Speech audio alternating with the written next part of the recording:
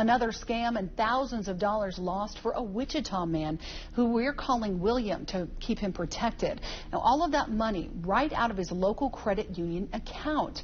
And getting that money back, well, it's next to impossible. We talked to William, who says he thought he was doing everything right. Everything looked real to me. It started with a computer virus warning. There's a virus in your computer. We're going to scan your computer and clean the virus. It was a scam in the making. That computer scan took about an hour. Then another message. And you need to call this number. William called. Another scammer answers. There's a website then authorized to pull $23,000 out of your account. The scammers tell William in order to protect his money, he has to pull it out and send it to the U.S. Treasury in New York. Emailed letters soon followed. Letters that to William looked real. The letter had Golden Plains Credit Union on it. Golden Plains Credit Union is where William has his account. A fake letter then comes from the FDIC. He calls another phone number. And a lady from Social Security answered. William gets detailed instructions. Pull all of your money out of your account. Lie about the reasons for the withdrawal.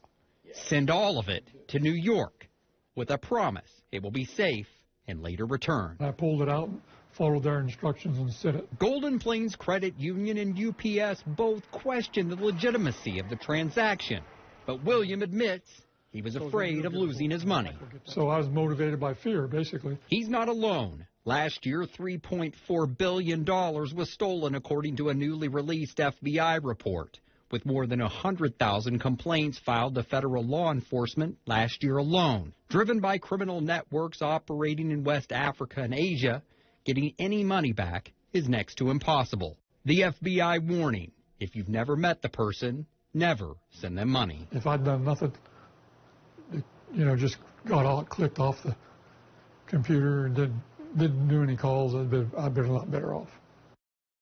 The FBI is also urging American financial institutions to create more guardrails, fraud prevention measures to stop seniors from transferring large sums of money to strangers. A Reno County couple wants answers from the company that provided their home with solar panels. While they say the initial process had some bumps, these last few months have been a headache. Factfinder reporter Sean Logging has advice on what to do if a company isn't answering. We were interested in solar because, energy bills keep going up. That interest had Erwin and Carol Daniels exploring options, and after seeing an ad online, it led them to Utah-based Fluent Solar.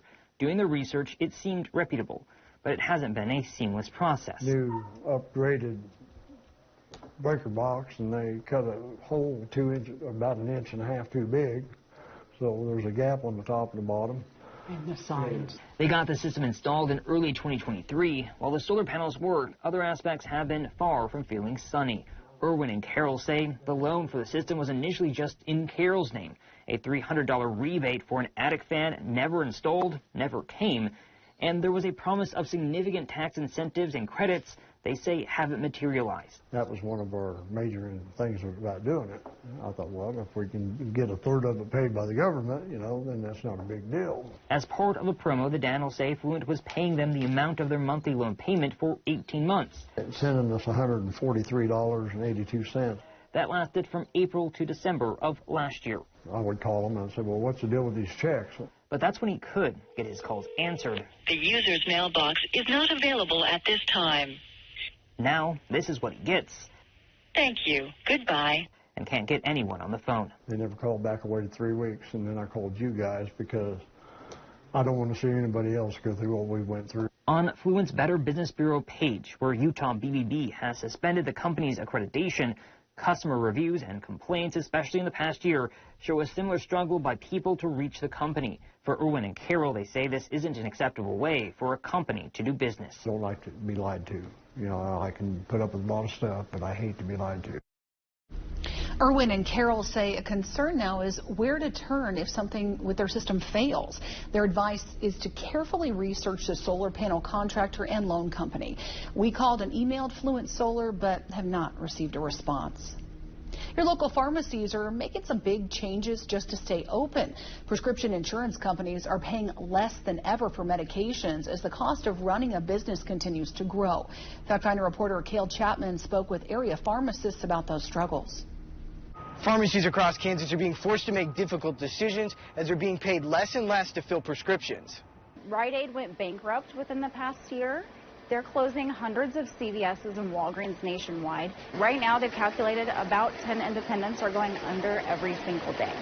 Lindsay Brohard, co-owner of the El Dorado True Care Pharmacy, says they're having to reduce hours to keep staff members on. We're really trying to avoid that and condense our hours instead, because we would really like to continue to give the level of service that our patients are accustomed to. Brohard says the problem starts with pharmacy benefit managers. Their whole reason for being was to help manage that piece of insurance and control those prices, and they've actually done the opposite while collecting record profits for themselves.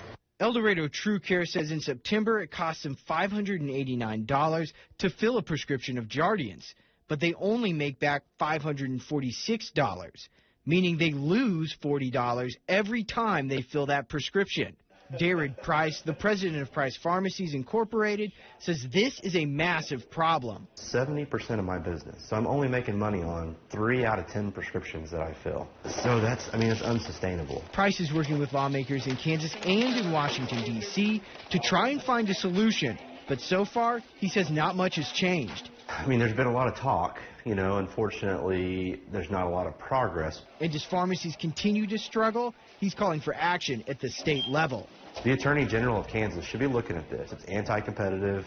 There's no free market that happens. We're being told that you are going to take these contracts, take it or leave it. In El Dorado, Cale Chapman, 12 News. Pharmacists say the best way for you to get involved is to call your local representative and ask them to take action on this issue. I was trying to go heart, but I was so weak that I couldn't pick my hand off the ground to say that. And then eventually I just rolled over and faded to black.